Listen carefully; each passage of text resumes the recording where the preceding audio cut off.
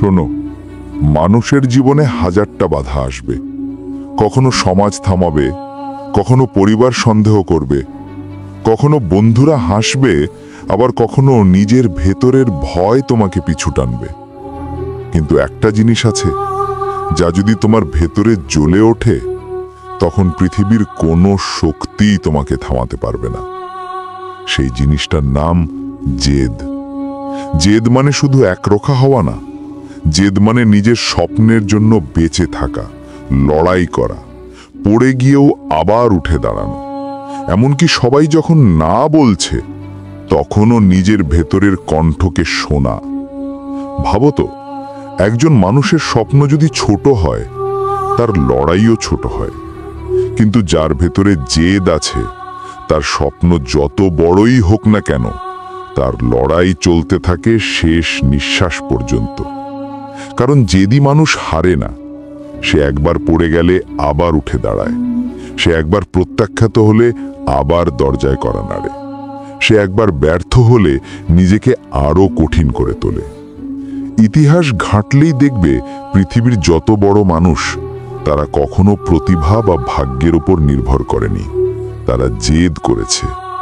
Edison যখন হাজারবার চেষ্টা করেও বাল্ব জ্বালাতে পারলেন না, তখন মানুষ তাকে বলেছিল, হাজারবার ব্যর্থ হয়েছ।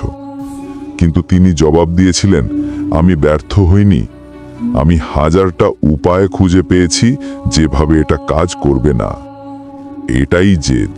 জেদ হলো সেই শক্তি যা সাধারণ মানুষকে অসাধারণ বানায়। কিন্তু জেদ মানে অন্ধ হয়ে দৌড়ানো নয়। জেদ মানে নিজের ভেতরে অগ্নি জ্বালিয়ে রাখা। পৃথিবী তোমাকে যতবারই আঘাত দেবে, তুমি সেই আঘাতকে শক্তি বানাবে। আর প্রতিবার পড়ে গিয়ে বলবে, না, আমি থামবো না, আমি আগার উঠব। জেদ মানে নিজের ভেতরে বিশ্বাস রাখা, যখন চারপাশে সবাই সন্দেহ করছে।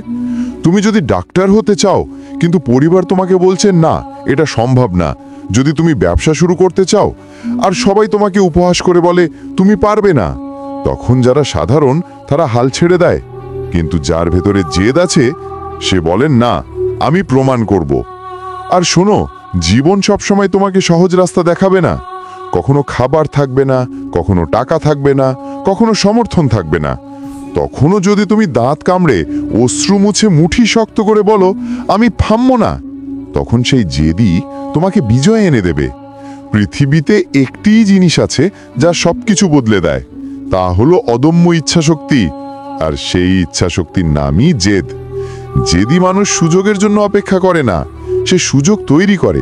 সে দরজা বন্ধ হলে জানলা খুলে দেয়, জানলাও যদি বন্ধ থাকে, তাহলে সে দেয়াল ভেঙে এগিয়ে যায়। তুমি যখন রাতে একা বসে কাঁদছো, মনে হচ্ছে সব শেষ, আর কারো উপর ভরসা করার নেই, তখন তোমার ভিতরে যে কণ্ঠটা বলে, আরও একবার চেষ্টা কর, সেই কণ্ঠটাই জেদ। আর বিশ্বাস করো, যে মানুষ সেই কণ্ঠকে শোনে, তাকে কোনো শক্তি আটকাতে পারে না।